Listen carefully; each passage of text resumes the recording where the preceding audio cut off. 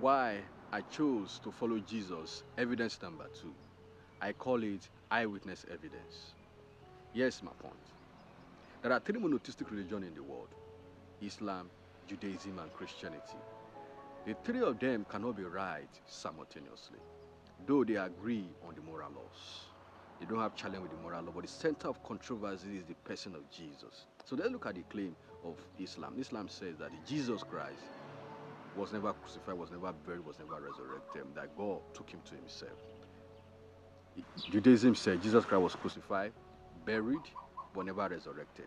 Christians said he was crucified, buried, and resurrected. Let's look at the claim of Islam, if you can trust it.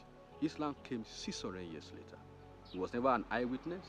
He was not there when it happened, so why should we trust his judgment? This is not a slight to Islam. I'm just being objective. And when you are being objective, it's all about the truth. He was not an eyewitness. He was not there when it happened. So why should I trust it? Why should I trust Islam? Now, number 2, Judaism said Jesus Christ was crucified, buried, but never resurrected. Let's look at the claim. Judaism have the resources to arrest Jesus, hand him over to the Romans for execution.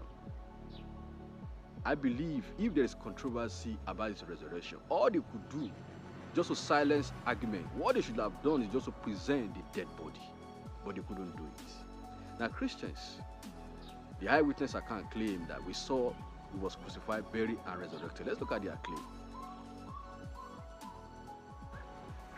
Nobody will die for what they know is a lie. People can die for what they believe to be true. Take for example a suicide bomber, because they told him that there are 72 virgins waiting for him in heaven. He decided to go and blow himself up because he was informed about a particular information and he believed it, and he went and blew himself up. But nobody will die for what they know is a lie. The eyewitnesses knew that they saw Jesus, and they were able to leave their businesses. They had businesses. They left their businesses and went to tell the whole world. And this is what they were facing: immense persecution. Immense persecution that were threatening their life. At the end of the day, only except John the Beloved, they died mysteriously. Not mysteriously, let me use that word mysteriously, a very excruciating or a very painful death. That is how all the disciples, all the eyewitnesses died. Take for example, Peter was crucified upside down. Some of them were beheaded, some of them were fed to lions. That's how they died. And none of them changed their story. 2 people can lie and keep it as a secret. But when 500 people did not change their story, despite they are facing immense persecution, that is something reliable. And you and I, we are not there.